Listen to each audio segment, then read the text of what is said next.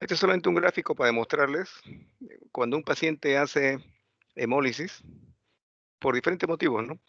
Puede ser aloanticuerpos, autoanticuerpos, en fin.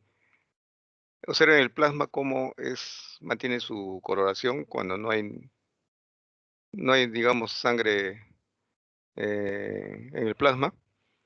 Cuando hay 2.5 mililitros de glóbulos rojos hemolizados, cuando hay 5, 10, 20, 50, 100, hasta 200 ml, observen cómo va cambiando la tonalidad e intensidad de rojo, ¿no? Para que tengan una idea más o menos cuando ustedes tengan de repente la oportunidad de evaluar a un paciente que haya hecho hemólisis, le pueden extraer, ¿no?, un volumen determinado y mirar la coloración del plasma, ¿no? Y se observa ahí el grado de hemólisis. Bien, eh, la supervivencia de los glóbulos rojos dentro del organismo está supeditado a, digamos, tres eventos, ¿no? Uno, pérdida de sangre, ¿no? Hemólisis extrínseca, ¿no? Esto básicamente estamos hablando de destrucción de glóbulos rojos en el vaso, en el hígado, ¿no? Y hemólisis intrínseca, ya esto es mucho más peligroso. Aquí está en el intravascular produciéndose la destrucción de los glóbulos rojos, están liberando hemoglobina. Y ustedes saben que la hemoglobina circulante tiene una propiedad de cristalizarse, ¿no? Y si pasa por los glomérulos, ¿no? Tenemos alrededor de 1,5 millones de glomérulos por cada riñón. eh, Puede producir taponamiento renal, ¿no? Una insuficiencia renal aguda. Bien, eh, ¿por qué podría producirse una hemólisis? Descartemos la pérdida de sangre, ¿no? Aquí están los factores más importantes: presencia de anticuerpos, ¿no? Las inmunoglobulinas, ¿no?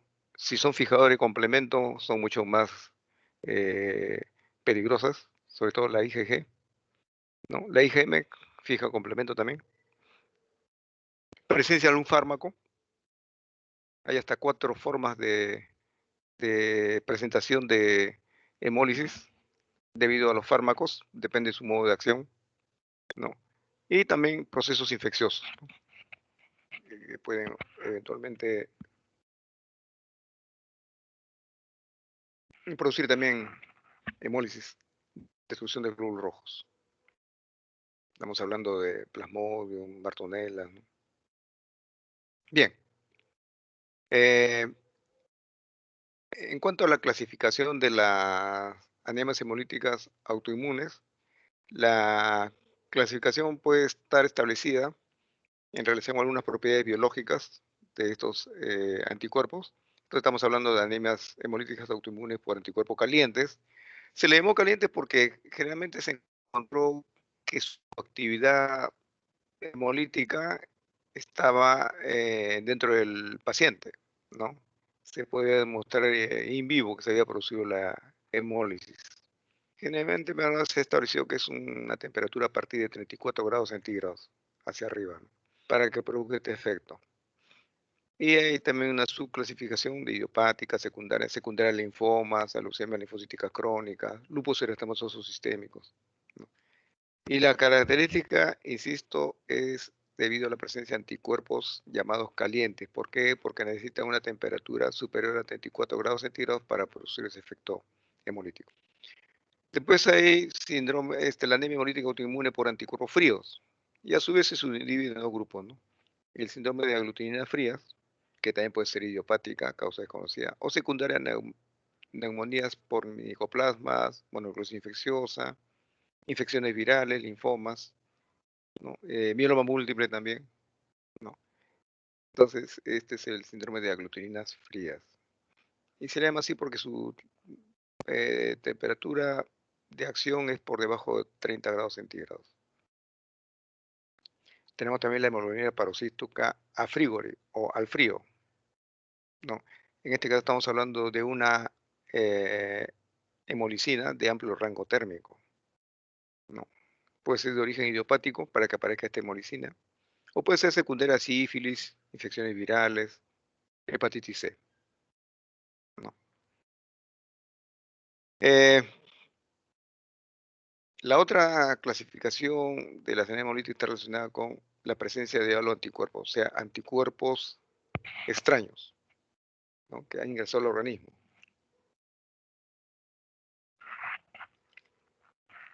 Puede ser una reacción hemolítica transfusional. ¿Cómo se produce esto? Basta con que el receptor no tenga el antígeno que sí posee el donante, ¿no? Y la bolsa, obviamente, que se le va a transfundir puede producir una reacción de tipo inmunológico, como si fuera una proteína extraña que ingresa. Y repito nuevamente, no porque toda la membrana del glóbulo rojo sea extraña, sino basta con que haya un antígeno, ¿no?, dentro de este conjunto de proteínas que forma parte de la estructura de membrana del glóbulo rojo. La enfermedad hemolítica perinatal. Bueno, anteriormente se llamaba enfermedad hemolítica del recién nacido, ¿no? Pero realmente el problema no empieza en el recién nacido, ¿ah? Empieza desde el momento en que el niño comienza a formar antígenos heredados del padre y que cuando se produce la hemorragia feto-materna, parte de estos glóbulos rojos escasos, pero de todas maneras cuando ingresan al organismo circulación materna, va a producir una reacción de tipo inmune. Se comienzan a formar anticuerpos dirigidos contra los antígenos de este glóbulo rojo del producto en gestación, ¿no? Y estos anticuerpos, si logran atravesar la barrera placentaria, o sea, si se convierten en inmunoglobulina G, van a producir en el niño también la llamada enfermedad hemolítica perinatal, ¿no? Y dependiendo de su grado de evolución, puede producir un natimuerto, ¿no? Eh, o puede producir un paciente con un alto elevado grado de anemia, ¿no? Bien. Por otro lado, también tenemos un tercer grupo, las anemias hemolíticas inducidas por drogas. Generalmente son fármacos, ¿no? Uno de ellos puede producir pues un autoanticuerpo, ¿no? O puede ser por absorción de alguna droga, adsorción, o sea, que se adhiere a la membrana del glóbulo rojo por un efecto apteno, ¿no? El fármaco per se no es un agente inmunógeno, pero basta con que se haya absorbido sobre la membrana de la hematía y recién comienza a desencadenar este complejo, ¿no?, de proteína de glóbulo rojo junto con el fármaco. Este complejo ya adquiere propiedades inmunógenas.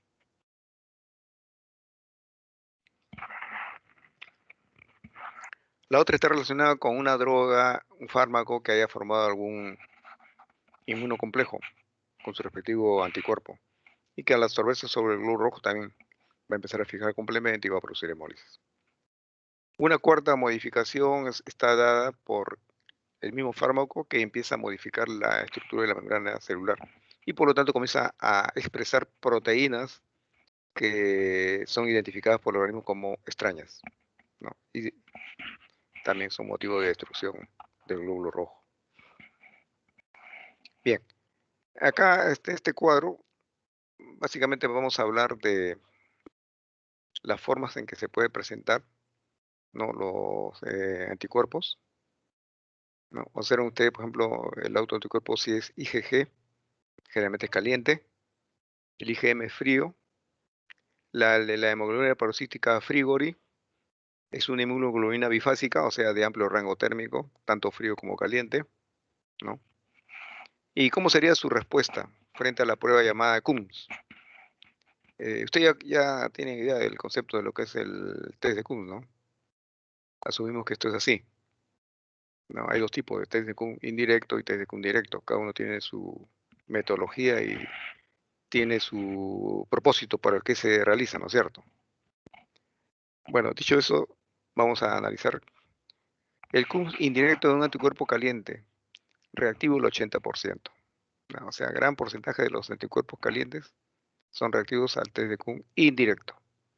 En cambio, el frío no es reactivo. De igual manera, la hemoglobina paroxística Frigori. En tanto que el test de Coombs directo observen, cuando es IgG el anticuerpo, el test de Coombs directo puede resultar positivo en un 67%. Si es fijador de complemento el IgG, en 24%. Si solamente es el el fragmento de complemento C3D, hay un 7% de probabilidades, pero puede haber. Hemos encontrado a veces señales de sensibilización al fragmento este de complemento, ¿no? Bueno, va a salir negativo al 1%. Bien. En relación al complemento cuando es frío, se fija eh, a una IgM fría, no un anticuerpo frío. El test de Kuhn directo, el único que va a salir embarcado es el C3D. ¿Ya? De igual manera con la hemoglobina porcítica Frigori. El test de Kuhn directo lo puede detectar si fija el complemento. Bien. Mecanismo de destrucción. Bueno, puede haber dos ubicaciones. Intravascular, en este caso, indirectamente la inmunoglobulina G o la inmunoglobulina M va a activar el complemento sérico y por lo tanto va a destruir el glóbulo rojo al interior del vaso, ¿no? Puede ser un capilar, un vaso mediano, en fin. En cambio, la hemólisis extravascular está mediada directamente por un GG no fijador de complemento o el mismo complemento, C3b, ¿no? Eh, en la cual entran en acción acá los macrófagos del sistema mononuclear macrofágico. Basta con que se haya impregnado, se haya absorbido el complemento en la membrana del glóbulo rojo, para que inmediatamente los macrófagos que tienen receptores para el complemento se aproximen a este glóbulo rojo, forman el famoso fagosoma y lo destruyen, pues, ¿no? Si es un IgG, de igual manera, la fracción cristalina es la que tiene un receptor propio en el macrófago que lo identifica y también lo va a destruir, ¿no?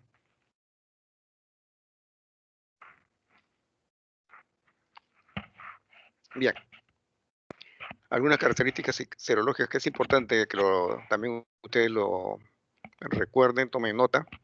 En un momento determinado ustedes van a tener que interpretar también algunos informes o reportes de pacientes con anemia hemolítica autoinmune, sobre todo para pacientes que ustedes han transfundido o gestantes a las cuales ustedes están atendiendo y tienen un reporte de la estructura de las inmunoglobulinas que están afectando al paciente, ¿no?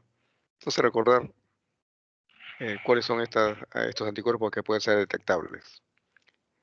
Son las IgG, IgA e IgM, ¿no? Y todos ellos contribuyen en acortar el tiempo de sobrevida de glóbulos rojos.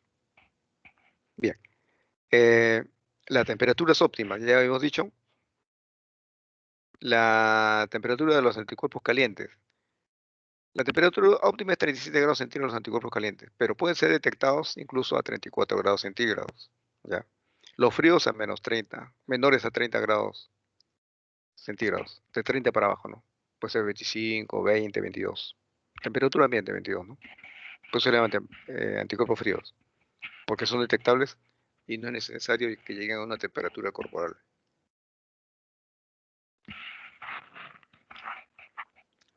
Porcentaje en las cuales es probable encontrar autoanticuerpos calientes, del 41 al 70%.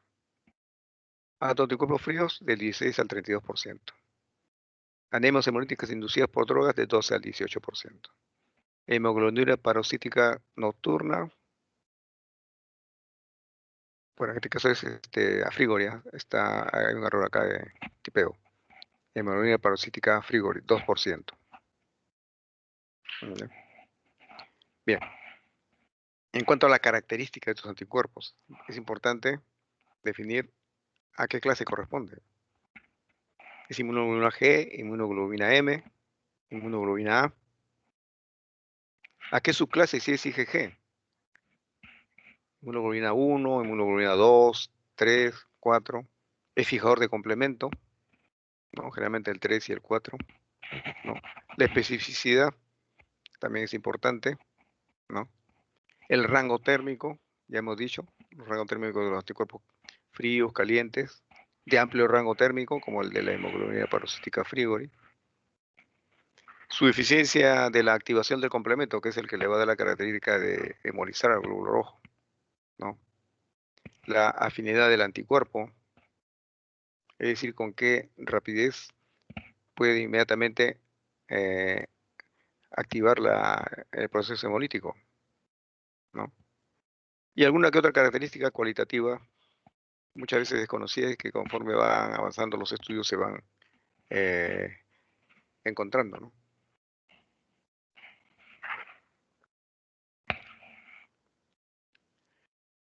La cantidad de inmunoglobulina o de complemento ligado al glóbulo rojo también es importante, ¿no? Pero para ello es importante que exista alguna proteína que tenga afinidad con el anticuerpo. A mayor cantidad de receptores, mayor cantidad de proteínas o fragmentos de membrana que puedan acoplarse con el IgG o el complemento, obviamente que va a tener mayor posibilidad de producir hemólisis. Característica del antígeno blanco, ¿no? Cantidad de antígenos en la membrana de glóbulos rojos. Distribución de los antígenos. Miren, si el anticuerpo tiene ustedes saben que el anticuerpo tiene una forma de una Y invertida, ¿no es cierto? Hay una fracción FAB, que es la B, que está en un extremo, y la otra fracción es la fracción cristalina, que es como una especie de la elongación de la Y, que se acopla al receptor de macrófago. Pero si esta amplitud del fragmento FAB no es lo suficientemente amplia como para enlazarse con dos antígenos que son necesarios para que se ensamble esta fracción FAB, obviamente que entonces la distribución de los antígenos no favorece, ¿no?, la hemólisis. Esto también es importante también tomarlo en cuenta, porque a veces algunos anticuerpos no producen hemólisis y otros sí. Por ejemplo, en recién nacidos, donde los eh, antígenos del grupo A no están muy expresados y están muy separados unos de otros. Entonces, en el recién nacido posiblemente algunas hemolizaciones antigas no surtan efecto, ¿no? Pero sí lo harán en el adulto, donde está ya muy poblado de expresiones de antígeno A, ¿no? La presencia de antígenos en otros tejidos y o fluidos. El sistema ABO también se expresa en las células, por si acaso, células endoteliales, pero en menor proporción, ¿verdad? También es importante considerar. Por ejemplo, cuando hablamos de un trasplante de hígado, es preferible que tanto el paciente como el donador sean del grupo A. Pero si no fuera el grupo A, es probable que el hígado todavía resista, ¿no?, el efecto rechazo. Pero el tiempo de sobrevida de este hígado no es el mismo que cuando fueran los dos mismos, tanto donante como receptor, igualmente compatibles, ¿no?, en el grupo sanguíneo. Bien. Otra característica, tipo de complemento presente sobre los glóbulos rojos, ¿no? Realmente estamos hablando de la C3, C3D, pero si hay alguna anafilotoxina, por ejemplo C5, ya eso sí es muy peligroso. Actividad del sistema mononuclear macrofágico, ¿no? Pero esto apunta más que todo a determinar si hay alguna en un estado de supresión, ¿no? Bueno, el empleo de antiinflamatorio derivado de corticosteroides pueden influir en esta función, ¿no? Pacientes con hiperesplenismo, ¿no? Tienen un sistema mononuclear fagocítico muy hiperactivo y eventualmente pueden producir hemólisis. Es importante recordar que el glóbulo rojo tiene algunas proteínas de superficie que le permite que algunos anticuerpos, producto de los procesos inflamatorios que sufre nuestro organismo, se adhieran a este glóbulo rojo, ¿no? Cuando pasan por el vaso, que es un filtro, los macrófagos están atentos para comenzar a, eh, podemos llamar a retirar esos anticuerpos adheridos en el glóbulo rojo de la superficie del glóbulo rojo. Pero no lo destruyen el glóbulo rojo. Pero cuando están hiperactivos, sí. En un intento de retirar esos anticuerpos lo más pronto posible, se llevan de encuentro porciones de membrana y ahí es donde comienza el proceso hemolítico, ¿no? Entonces es importante recordar las condiciones de patogenicidad de estos anticuerpos. En relación a clases y subclases, los autoanticuerpos pueden ser IgG, IgM o IgA. Ya, ahí lo tenemos. El IgG es predominante. en nuestro organismo expresan más que todo el 89,85% por ciento de los anticuerpos presentes. En cambio, el IgG2 está presente en 5,8%, 15,6%, ¿no? El IG3 presente 7,7 a 13 o 29%. La inmunoglobulina G4 presente solo en donantes, ¿no? El IgG3 sí se asocia con una hemólisis franca, ¿no? Se ha estudiado, por ejemplo, también que los donantes que tienen inmunoglobulina G3 con un test de Kuhn directo positivo eh, no hacen hemólisis, ¿no? El, en neonatos eh, con IgG3 anti-D no hacen enfermedad hemolítica perinatal, ¿no? Eso se debe, repito, a primero la presencia de los antígenos, ¿no? Que no están muy expresados en el recién nacido.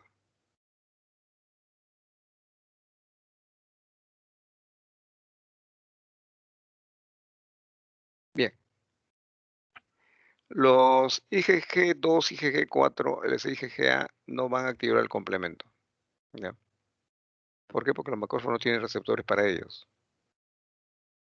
Eso es importante. Entonces, la explicación más probable puede ser que la IgG y IgG2 pueden unirse menos eficientemente al receptor de la fracción cristalina del IgG. O sea, no hay una afinidad ahí, ¿no? Eh, el receptor de la fracción cristalina tiene heterogeneidad molecular y funcional. O sea, los macrófagos expresan su receptor para la fracción cristalina de la inmunoglobulina, pero como tienen un pleomorfismo, cambian continuamente de pequeños aminoácidos, basta con eso para que cambie también su función, su actividad, ¿no? Se han descrito eh, tres moléculas distintas, ¿no? Receptores para la fracción cristalina, uno, de tipo 1, no tiene afinidad por la inmunoglobulina G1 e inmunoglobulina G3, pero no reaccionan con el IgG2. La fracción cristalina, el receptor 2 para la fracción cristalina de la inmunoglobulina, ¿no? Con afinidad para la inmunoglobulina G1 y inmunoglobulina G3, pero muy baja, ¿no? O sea, tienen algo de afinidad, pero muy baja para la IgG2 e IgG4. Por último, tenemos el receptor tipo 3 de la misma fracción cristalina. Reacciona solamente con IgG1 o IgG3. Recordar eso. Bien, en cuanto a la eficacia de la inmunoglobulina 3 y versus la comparada con la inmunoglobulina G1. La IgG3 es más afín al receptor de la fracción cristalina de macrófago comparado con la actividad que tiene la inmunoglobulina G1. ¿Ya? Eso también es importante recordar.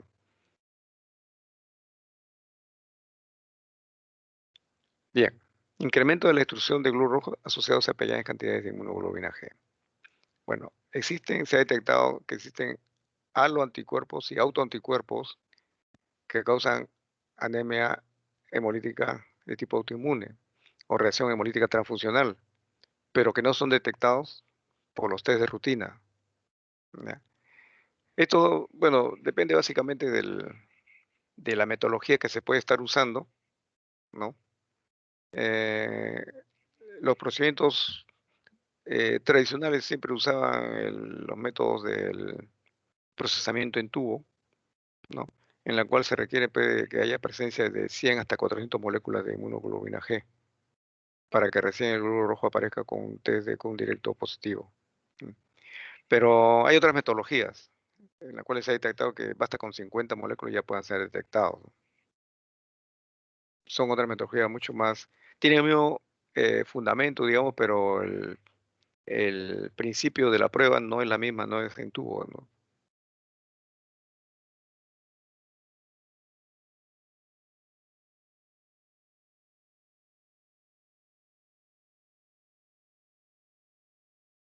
Bien, aquí hay algunas características de los autoanticuerpos, ¿no? En primer lugar, afinidad por epítopes específicos. Epítopes no deben ser sino determinantes antigénicos que pueda presentar alguna proteína del glóbulo rojo, ¿no? Entonces, los autoanticuerpos pueden tener afinidad por algunos epítopes y no por otros, ¿no? Los anticuerpos, como toda inmunoglobulina, tienen su estructura en una cadena H, ¿no? Eh, la inmunoglobulina G, ¿no? Y esto va a determinar si la hemólisis es dependiente del complemento, porque ahí se va a fijar el complemento. O una fagocitosis mediada por el receptor de la fracción cristalina o receptor del complemento. Depende cuál es el receptor que va a influir en el proceso fagocítico, ¿no? Eh, esta misma cadena H puede inducir a la aglutinación, sobre todo para detectar en determinadas pruebas su existencia. Hay inmunoglobulina G que tienen reacciones diferentes. ¿Debido a qué?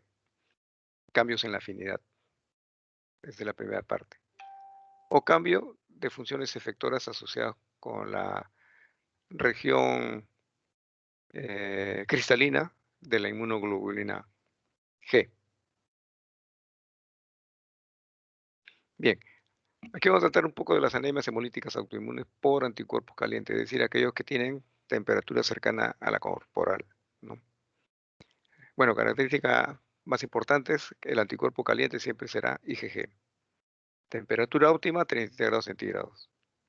Bueno, la incidencia es 1 en 80.000 pacientes. Autoanticuerpos calientes, ¿no? De 41 al 70% de los anticuerpos calientes. Los anticuerpos fríos representan alrededor del 16-32%, ¿no? Las anemias hemolíticas inducidas por droga de 12 a 18. La hemólisis por anticuerpos a frigori no es PNA, no es paroxística nocturna, no es. Es a frigori. La anemia hemolítica a frigori representa alrededor del 2%. Algunas características que nos pueden ayudar a determinar si estamos ante una hemólisis por anticuerpos calientes. Lo más frecuente es debilidad, ¿no? Un signo es plenomegalia. Le sigue en orden de frecuencia mareos y también hepatomegalia como signo, ¿no? Síntomas, fiebre, 37%, linfadenopatías, 34%, ¿no? Eh, presencia ictericia, edema 6% como signo y sangramiento 10%. Pero lo más importante es lo que le he mencionado, debilidad, esplenomegalia, signos y síntomas, ¿no? Bueno, ese es un estudio, esto no se hizo acá, se hizo en Argentina. Observa la frecuencia de anticuerpos encontrados en una anemia hemolítica autoinmune. Anti-E, anti-KEL, dos anticuerpos dirigidos uno contra el anti-E del factor RH y el anti-KEL, ¿no? Entre los más frecuentes aquí. El tratamiento. Cuando ustedes se encuentran con un caso de estos pacientes, siempre es importante tomar medidas inmediatas, ¿no? En primer lugar, eh, el empleo de corticosteroides es importante. Esto reduce la síntesis de anticuerpos y también va a alterar la avidez del anticuerpo por su respectivo antígeno. Hay medidas heroicas, a veces es necesario hacerlo, que incluye la esplenectomía, pero bajo determinadas condiciones. Cuando la anemia hemolítica no está siendo controlada por los esteroides en la fase aguda, ¿no? O sea, tenemos pacientes que comienzan a hacer hemólisis masiva, detectamos que se debe a la presencia de anticuerpos calientes, se instituye el tratamiento con corticosteroides, sin embargo la hemólisis sigue y amenaza ya con la vida del paciente. En este caso, la medida, en este caso es una esplenectomía, ¿no? También pacientes que requieren altas dosis de esteroides en la fase de mantenimiento, ¿no? O sea, también se hace una proyección en cuanto al pronóstico del paciente, ¿no? Y si vemos que en la fase de mantenimiento va a requerir alta dosis de esteroides, entonces preferiría que pensar ya en una esplenectomía. Por último, los que han desarrollado complicaciones con la terapia esteroidea, ¿no? Si ya no queda esa alternativa, entonces hay que pasar a una esplenectomía. El empleo también de inmunosupresores, ¿no? En caso que también haya fracasado el empleo de esteroides y esplenectomía, ¿no? Eh, en este caso es probable que haya con los inmunosupresores una posible disminución en la formación de anticuerpos. Lo más importante es saber, tenemos la aciatioprina, aciatioprina, ¿no? De 2 a 2,5 miligramos por kilo por día. La ciclofosfamida, ¿no? Tienen efectos citostáticos y puede estar relacionado, como le digo, en la disminución de formación de anticuerpos. Otros tratamientos, plasmaféresis. En la plasmaféresis lo que se trata es retirar los anticuerpos presentes, ¿ya?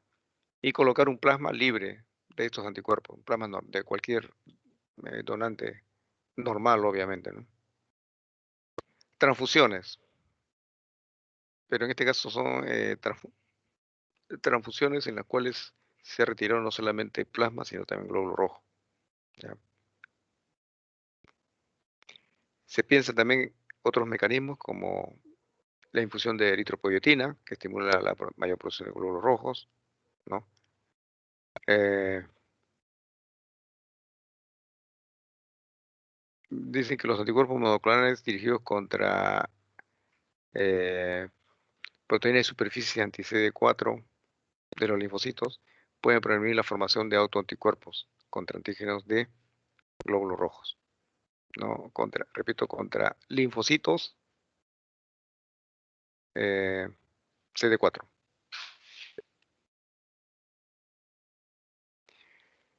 Otro mecanismo en los cuales también se puede utilizar para elegir qué sangre transfundir al paciente es la selección de la mejor sangre, ¿no? Eh, Aquí se va a emplear básicamente en pacientes con anemia hemolítica autoinmune por anticuerpos calientes, anticuerpos fríos, en la hemoglobina porocítica Frigori, ¿no? Por ejemplo, los anticuerpos calientes. Si el test de Cummings puede estar saliendo demasiado sensible, 3, 4 cruces, yo puedo transfundir un paquete de glóbulos rojos en la cual al hacer la prueba de compatibilidad solamente tenga una cruz, por ejemplo, ¿no? O sea, mucho menor que cuando se produce la misma prueba con los mismos glóbulos rojos del paciente, ¿no? Significa que el glóbulo rojo que le voy a transfundir no es tan sensible como los mismos glóbulos rojos del paciente, ¿no? El paciente reacciona con 4 cruces, pero en este caso el donante reacciona con una sola cruz, significa que no le va a pasar nada al paciente, ¿no? O por lo menos no va a ser tan severo como con sus mismos glóbulos rojos.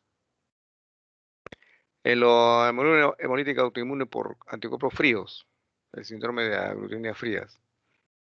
Bueno, aquí es importante recordar, si son anticuerpos fríos y el paciente tiene 37 grados centígrados, algún anticuerpo frío puede reaccionar a esa temperatura, no va a reaccionar a esa temperatura.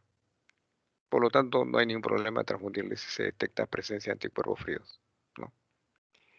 En la hemoglobina porocítica Frigori es importante recordar que hay una hemolicina ah, de amplio rango térmico que se fija el glóbulo rojo cuando está a bajas temperaturas y activa el complemento cuando retorna a temperatura corporal. ¿Cuándo sucede eso? Cuando estamos en el invierno, por ejemplo, ¿no? Los sitios extremos, distales, ¿no? Como la punta de los dedos, la lóbulo de la oreja, la punta de la nariz, son territorios distales del organismo. Y ahí cuando hay invierno, en Europa sobre todo, son puntos en donde la circulación baja fuertemente la temperatura, solamente en esas regiones. Pero una vez que ingresa, por ejemplo, a la irrigación visceral, llega a la temperatura de 37 grados. Entonces, ¿qué va a suceder con estos pacientes? Estos pacientes,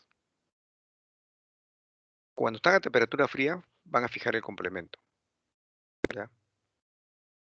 O van a fijar también el anticuerpo, la hemolicina. Y cuando llegan a temperaturas de 37 grados, se va a producir la hemólisis. Por eso se llama hemoglobina porocítica frígora, porque solamente se da en invierno estos casos, cuando se fija el anticuerpo a la estructura de la membrana del glóbulo rojo, ¿no? Y después se activa el complemento y comienza a producir la hemólisis. Entonces, con estos pacientes hay que tener cuidado. Por ejemplo, si en una cirugía a corazón abierto requiere bajas temperaturas, esa es la técnica quirúrgica en cirugía cardiovascular, bajar la temperatura. Estos pacientes no son candidatos para este procedimiento, porque mientras estén a bajas temperaturas y la intervención quirúrgica se haga a esa temperatura por debajo de la temperatura de 37 grados, el paciente va a estar fijando el anticuerpo.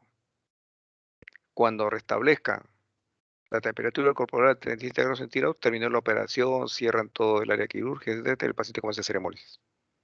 Entonces hay que tener mucho cuidado en estos casos. Bien, entonces aquí la transfusión de pacientes con autoanticuerpos presentan esos problemas, ¿no? ¿Cuál sería la mejor sangre? ¿Cuánto sería el volumen mínimo necesario? ¿Cuáles serían las precauciones a tomar? ¿No? En cirugía electiva habría posibilidad de depositar sangre autóloga, puede ser. El mismo paciente dona si estuviera en buenas condiciones. Tiene 14.5 o 15 gramos de hemoglobina, done su sangre y espere ahí que lo operen. No va a pasar nada.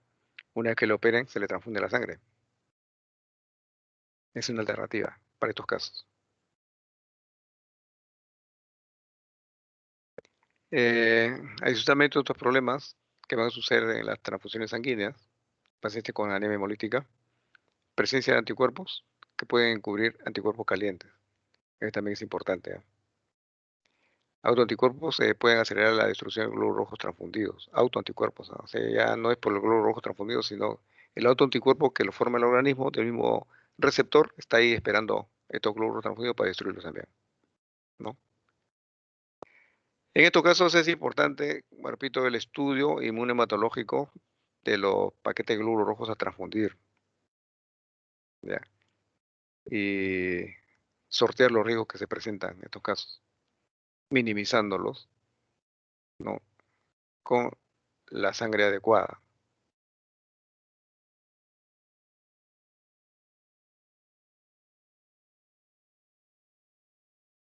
Es importante recordar que en pacientes con anemia hemolítica autoinmune severa, las transfusiones pueden agravar el cuadro clínico, ¿ya? Entonces, transfundir pequeñas cantidades de glóbulos rojos y lentamente, viendo cómo va evolucionando el paciente, ¿ya?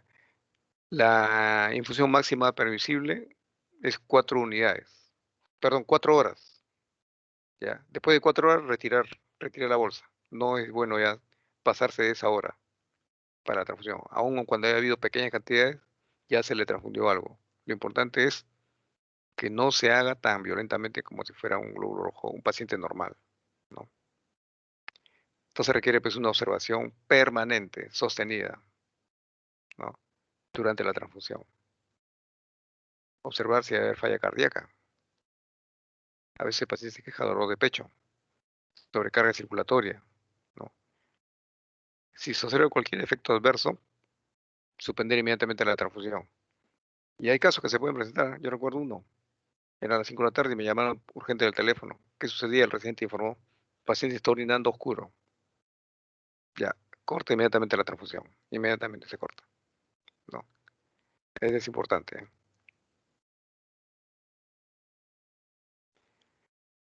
Eh,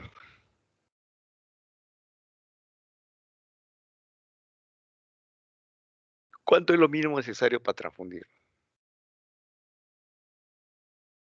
Aquí, lo mínimo necesario quiere decir que se debe asegurar la oxigenación de cerebro, corazón y riñones, ¿ya? Entonces, ¿qué debemos buscar? Reducir el riesgo de la hemólisis transfusional, reducir el riesgo de coagulación intraocular diseminada, reducir el riesgo de embolia pulmonar.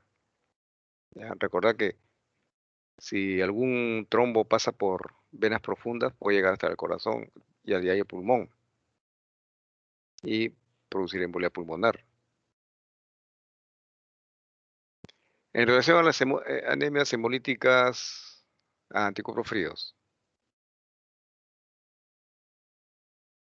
bueno, su frecuencia es 10 al 20%, La temperatura óptima de reacción, menos 30 grados centígrados. ¿Ya? La patogenia depende de la amplitud térmica. El complemento desempeña un papel importante en la destrucción del glóbulo rojo. Acuérdense, el complemento en una fase de su cascada llega a formar unas estructuras llamadas properdina, que son estructuras tubulares, ¿no? Producto de la activación del complemento. Son estructuras del mismo complemento, pero adoptan la forma tubular y que perforan la membrana eritrocitaria. Y a través de esos conductos tubulares comienza a extravasar líquido, ¿no? La etiología más importante para la presencia de anticuerpos fríos, infecciones. Ya hemos visto, ¿no? La neumonía por micoplasmas, la sífilis, ¿no? La hepatitis C, ¿no? Algunas afecciones linfoproliferativas también están relacionadas con la presencia de anticuerpos fríos. Uy, acá, a ver un momentito.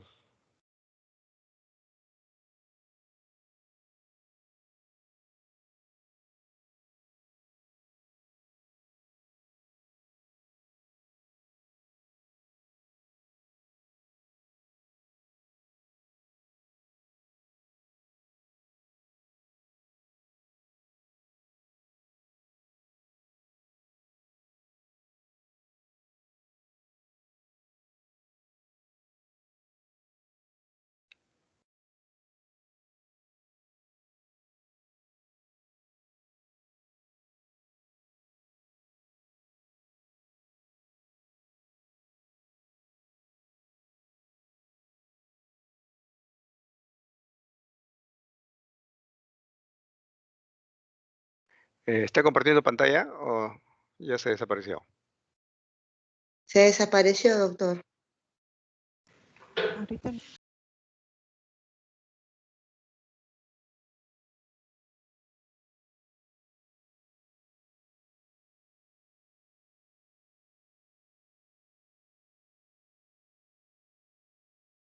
Ya, ahora. Ahora sí se ve, ya está. Ya, ok.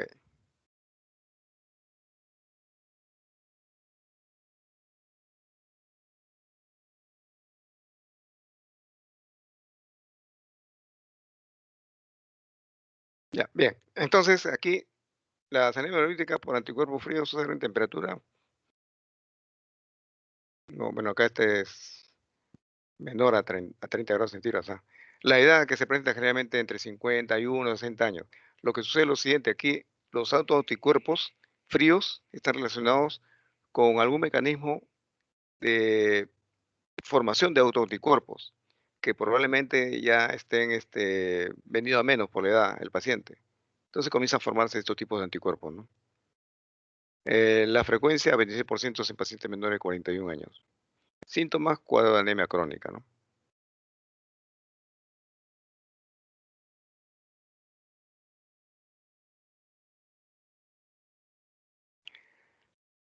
Ya, aquí hay unas características de las anemias hemolíticas autoinmunes, anticuerpos fríos y ah, la hemólisis paroxística Frigori, ¿no? La que les mencioné que tenía un amplio rango térmico. Eh, Títulos de anticuerpos fríos, mayor a 500, a 4 grados centígrados. La hemolicina eh, paroxística Frigori, menos de 64. Rango térmico puede llegar hasta 30 grados centígrados. La hemoglobina paroxística Frigori a menos 20 grados centígrados. Ya. La prueba de Donat-Landsteiner, negativa en la hemoglobina, en la anemia hemolítica autoinmune anticuerpos fríos. En cambio, positiva en la hemólisis paroxística Frigori. Esto puede ser pregunta de examen, por si acaso. ¿Ah? Clase de inmunoglobulina G o de inmunoglobulinas. IgM en la anemia hemolítica autoinmune anticuerpos fríos. E IgG en la hemoglobinuria paroxística Frigori. La especificidad, miren, hay un sistema I Y para los anticuerpos fríos puede ser anticuerpos dirigidos contra el sistema I mayúscula o I minúscula, ¿ya? En cambio, la hemoglobina parasítica frigoris va dirigido contra el antígeno P. Ya, eso también puede ser pregunta de examen, ¿no? La prueba de Kuhn. Si el reactivo es poliespecífico, ambos van a salir positivos. Pero cuando está solamente el anti-IgG es negativo para el anticuerpo frío y en cambio positivo para la hemoglobina parasítica frigori. Fijación de complemento. El anticuerpo anti-C3, positivo para ambos.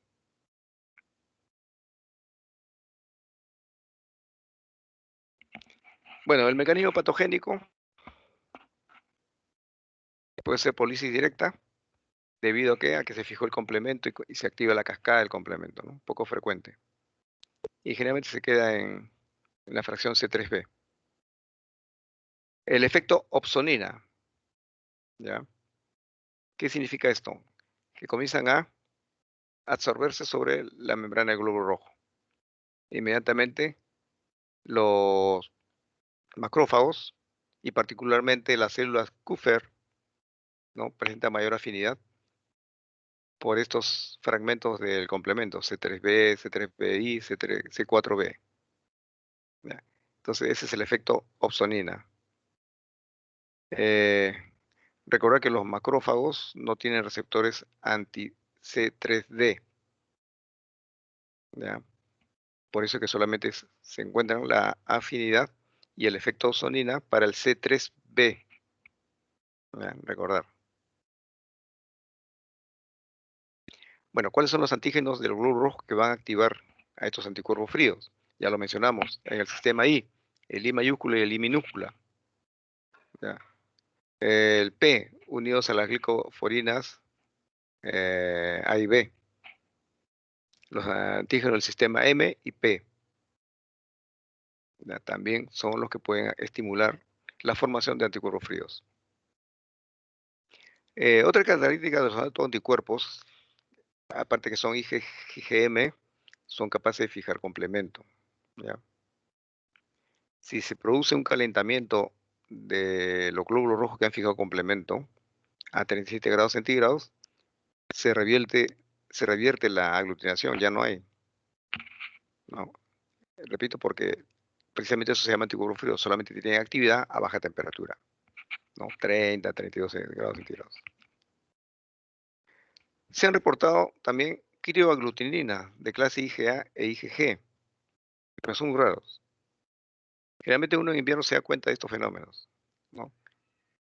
Por ejemplo, un dato característico que les puede ayudar a ustedes a interpretar muchos análisis de laboratorio. No crean en las pruebas de laboratorio que le informan volumen corporular medio 200 femtolitros. Realmente ahí debe haber dos glóbulos rojos unidos por algún autoanticuerpo. Y eso lo vemos en invierno generalmente, ¿no? Yo he visto 240, ponen así, ¿no? Y ni siquiera corrigen. Hay que informarles que corrijan porque si uno lo coloca esos tubos de prueba de hemogramas, lo coloca a 37 grados centígrados al baño María y vuelve a hacer la prueba y se corrige inmediatamente el volumen corpuscular medio del glóbulo rojo. Y se queda en 85, ¿no? 91 femtolitros. Pero no, pues 200, 180, pues no es creíble, ¿no? Pero eso se debe, como digo, en invierno por la presencia de esos anticuerpos fríos, ¿ya? Hay formas mixtas de presencia de inmunoglobulina M, que es frío, con anticuerpos calientes de clase IgG. También hay que tener presente eso por si acaso. Bueno, en cuanto al síndrome de las aglutininas frías, bueno, las pruebas de compatibilidad a 37 grados centígrados, se elimina la autoaglutinación en el 93% de los casos, ¿no? O sea, colocamos al baño María, si sospechamos un paciente que tiene aglutinina fría, y el 93% de los casos ya no hay autoaglutinación, ¿no? Ahora, si persiste, estamos hablando ya del 7% restante, es probablemente que haya fallas mecánicas, ¿no? Las ventajas que evita la necesidad de autoabsorción, es útil para casos de transfusiones recientes, ¿no? En otras palabras, si usted quiere transfundir a un paciente que por algún motivo tiene aglutininas frías, no le van a transfundir una bolsa recién salida de la conservadora de banco de sangre, ¿no? Que está a -4 grados. Es preferible utilizar una especie de estabilizador de temperatura. Pero ni se les ocurra ponerlos al baño María. Ahí lo único que están haciendo es hemolizar glóbulos rojos. ¿Ya? Hay sistemas especiales, son como una especie de serpentín, que antes de que ingrese al organismo del receptor, la bolsa entra en contacto con este serpentín y progresivamente va calentando la sangre que estaba a -4 grados centígrados. ¿Ya? Eh, Algunas desventajas: no se va a detectar los anticuerpos que reaccionan a -37 grados centígrados cuando uno hace este procedimiento de calentamiento, ¿no? O con albúmina al 100%, ¿no?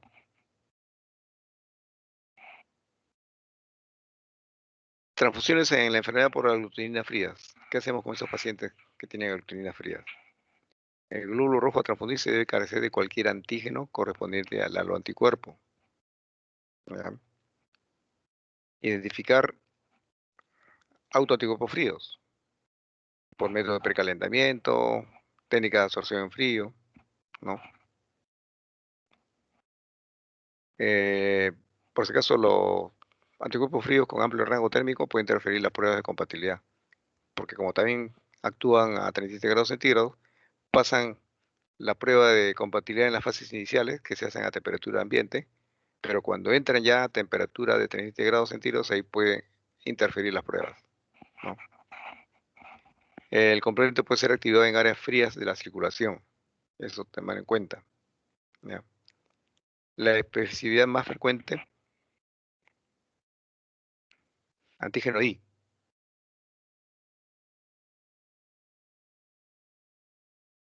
El antígeno I minúscula son raros.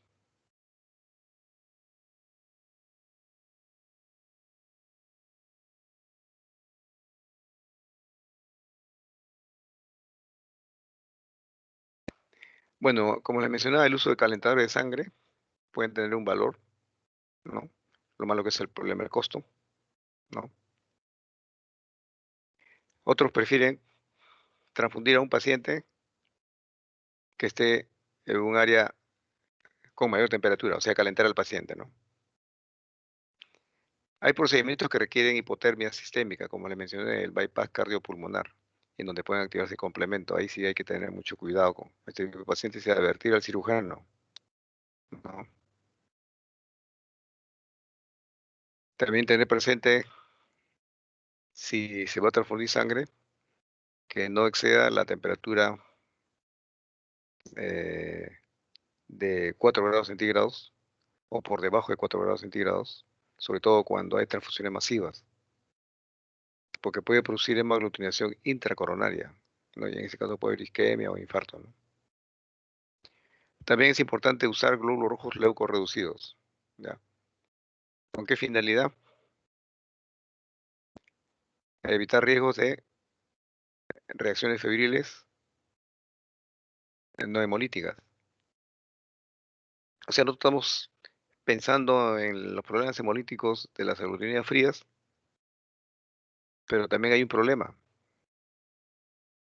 Los leucocitos también tienen anticuerpos dirigidos contra el HLA, ¿no? Y pueden producir una reacción febril, no hemolítica, pero es febril. El paciente hace escalofríos y a veces se puede confundir, ¿no? En tu caso es evitar usando glóbulos rojos leucorreducidos. Para eso hay dispositivos especiales que retienen los leucocitos, pero deja pasar los glóbulos rojos.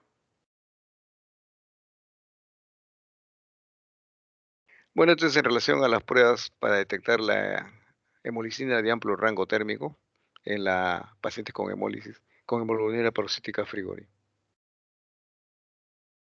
Pueden ser dos tipos: aguda, crónica. La aguda es, hay un antecedente viral. La crónica relacionada siempre con la sífilis. El anticuerpo es una inmunoglobulina G, acción bifásica. Se fija el anticuerpo a 4 grados centígrados. Ya hemos visto en los extremos distales, ¿no? La punta de los dedos, lóbulo de las orejas, ¿no? Cuando circula por la punta de la nariz. Pero se activa a 37 grados centígrados al fijar el complemento.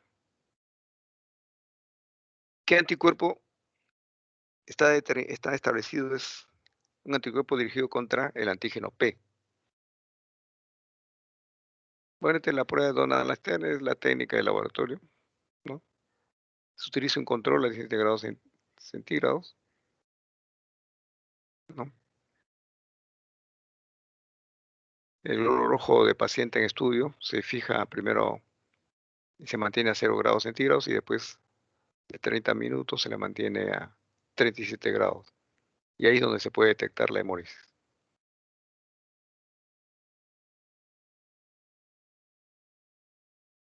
Entonces, considera que el autoanticuerpo en la hemoglobinura paroxística nocturno rara vez va a causar hemoaglutinación por encima de 4 grados centígrados, ¿no?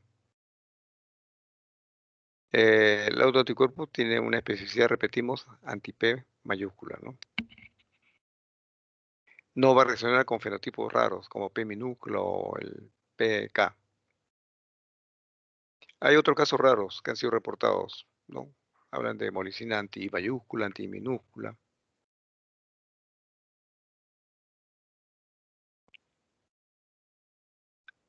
Bien, esto en relación a las anemias hemolíticas autoinmunes. Espero que haya sido de mucha información hacia ustedes. Tener presente entonces los anticuerpos fríos y calientes, la hemolicina de amplio rango térmico, como es la hemoglobina porcítica Frigori, ¿no? Considerar los antígenos fríos dirigidos contra I, mayúscula y minúscula, ¿no? El anti-P, que también tiene una especificidad, sobre todo asociado a determinadas enfermedades. ¿Alguna pregunta al respecto?